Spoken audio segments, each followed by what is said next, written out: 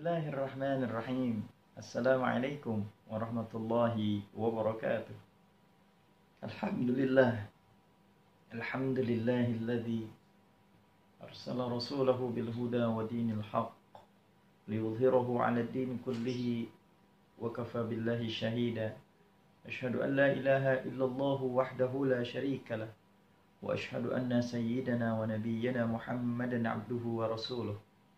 Allahumma fasalli wa sallim ala sayyidina Muhammadin wa ala alihi wa sahbihi ajma'in, amma ba'd. Alhamdulillah, ngaji bareng lagi kita. Pada kesempatan kali ini kita akan membahas khasiat, keutamaan daripada kita bersahur. Kenapa kita harus sahur? Ternyata begitu banyak manfaat dan keberkahan dari Allah Subhanahu wa ta'ala. Selama ini kan kita taunya sahur itu ya udah buat makan aja biar siangnya nggak kelaparan.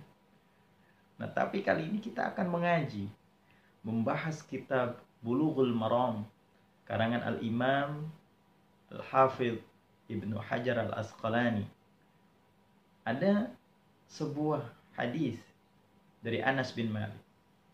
Wa an Anas bin Malik radhiyallahu anhu qala an-nabiy sallallahu alaihi wasallam tasahharu fa inna fis sahuri barakah, muttafaqun alaih. Di dalam sebuah hadis yang diriwayatkan oleh Imam Anas bin Malik, semoga Allah Subhanahu wa taala meridhoinya, Rasulullah Shallallahu Alaihi Wasallam bersabda, sahurlah kalian, karena sesungguhnya di dalam sahur ada keberkahan yang turun dari Allah Subhanahu Wa Taala. Muttafaqun alaih. Hadis riwayat Bukhari Muslim. Nah, dari hadis di atas kita dapat menyimpulkan bahwa ternyata sahur ini adalah sunnah dari baginda Rasul Shallallahu Alaihi Wasallam.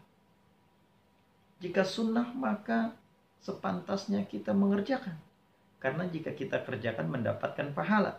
Jika kita tidak mengerjakan, kita tidak mendapatkan dosa dan tidak mendapatkan pahala.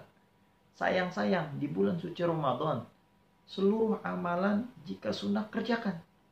Kemarin kita udah belajar di dalam kitab Muqasyafatul Qulub karangan Imam Ghazali, dikatakan bahwa di bulan suci Ramadan seluruh amal ibadah kita dilipat gandakan. Pahala sunnah dilipat gandakan oleh Allah Subhanahu wa taala menjadi pahala wajib. Masya Allah. Jadinya rugi kalau kita tidak mengerjakan amalan-amalan sunnah seperti sahur. Nah, yang kedua, di dalam sahur itu terdapat keberkahan yang turun dari Allah Subhanahu wa taala. Masya Allah. Nah, maksudnya apa? Di dalam sahur kita dianjurkan untuk mentakhirkan sahur kita. Artinya sahur itu jangan terlalu malam. Jam 1 sahur. Ada teman saya kadang ada yang bilang, gue kalau sahur mah jam 12. Kenapa emang? Takut bablas. Ya Allah. Gak apa-apa, tapi gak dapat sunnahnya. Kapan sunnah sahur? Yaitu takhir. Mendekat-dekati waktu imsak. Kapan? Misalnya 4:30 azan, jam 4:30 lewat 5 misalnya azan. Sahur sejam sebelumnya. Bahkan dikatakan ada sebuah riwayat bahwa para sahabat itu melakukan sahur itu 10 menit sebelum azan. Kalau kita nggak bisa karena kita makannya berat semua, ayam, ikan, sop, sate, nggak cukup 10 menitnya ada nanti buka. Nah, yang bagus jam 3:30, jam 4 kurang seperempat, jam 4 itu cakep tuh buat sahur. Ada sunnahnya di situ. Nah, kata Nabi besar Muhammad Sallallahu Alaihi Wasallam, ternyata di dalam sahur itu membentuk pola hidup sehat kita. Walaupun dalam keadaan puasa. Nah, di dalam sahur itu, kenapa kita harus sahur? untuk menunjang nutrisi kita, vitamin kita yang masuk ke dalam tubuh kita, sehingga kita bisa beraktivitas di siang harinya. Jadi nggak ada alasan ketika kita puasa, aduh puasa nih lemes, nggak bisa ngapa-ngapain. Makanya disuruh sahur biar kita kuat. Selain niat itu menguatkan kita, tetapi harus dilakukan ikhtiar apa? Yaitu sahur kita. Jangan kita tawakal kalau kita mau udah niat, kita mah nggak usah sahur. Jangan, tetap kita harus sahur. Ikhtiar kita. Niat kencengin, ditambah sahur mah, nggak berasa udah puasa. Itu sunnah kita yang melakukan puasa. Nah, yang lebih dahsyatnya lagi diriwayatkan, ada sebuah riwayat yang mengatakan bahwa sesungguhnya Allah dan para malaikatnya bersolawat kepada orang-orang yang melakukan sahur. Masya Allah. Artinya apa? Artinya jika kita melakukan sahur, di situ turun malaikatnya Allah Subhanahu wa Ta'ala. Dan yang harus kita lakukan adalah berdoa kepada Allah Subhanahu wa Ta'ala. Itu adalah waktu-waktu yang mustajabah, yang diqabul oleh Allah Subhanahu wa Ta'ala.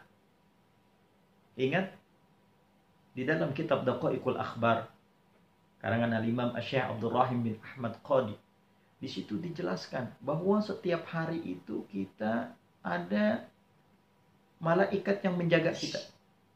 Nah, ini tugasnya ini gantian. Kalau bahasa kerennya sip-sipan. 2 malaikat pertama menjaga kita dari asar sampai subuh. Dan malaikat yang kedua melakukan penjagaan kepada kita mulai dari subuh sampai asar. Ganti-gantian di malaikat. Ketika ingin bergantian, malaikat bertanya, apa yang dilakukan oleh fulan bin fulan sebelum engkau meninggalkan dia? Oh, dia lagi sholat. Masya Allah, enak dicatat, dibawa ke Allah Subhanahu wa Ta'ala. Tetapi ketika kita ditinggalkan oleh malaikat yang ngejagain kita, ketika ditanya, fulan lagi ngapain? Oh, lagi tidur. Ya Allah, nanti catatan kita ke Allah, fulan lagi tidur. Makanya pahala jamaah subuh tuh luar biasa.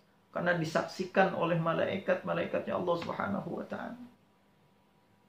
Kita sholat subuh ini disaksikan sama malaikatnya Allah Subhanahu wa Ta'ala. Makanya kita sayang. Nah, di waktu sahur ini, doa-doa itu dikabul oleh Allah Subhanahu wa Ta'ala. Masya Allah.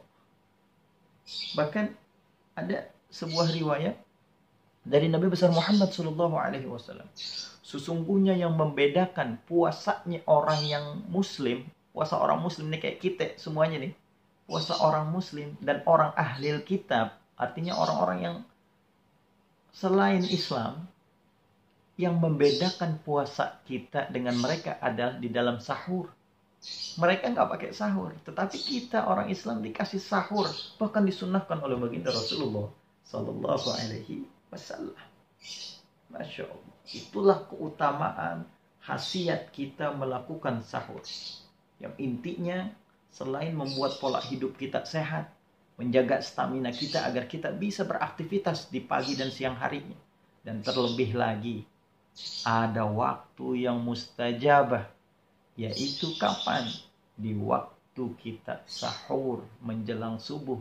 Di situ doa diqabul oleh Allah Subhanahu wa Ta'ala. Mudah-mudahan kita semua bisa menjalankan sunnah daripada baginda Rasul Sallallahu Alaihi Wasallam, yaitu kita bisa melaksanakan sahur sehingga kita diberikan kesehatan oleh Allah Subhanahu wa Ta'ala. Cukup sekian pembahasan kita tentang sahur. Sampai ketemu di waktu yang akan datang. Jangan bosan, jangan malas, tetap istiqomah di dalam menuntut ilmunya Allah Subhanahu wa Ta'ala. Mudah-mudahan kita semua mendapatkan keberkahan dari Allah Subhanahu wa Ta'ala. Wallahul muwaffiq ila aqwamit thariq. Assalamualaikum warahmatullahi wabarakatuh.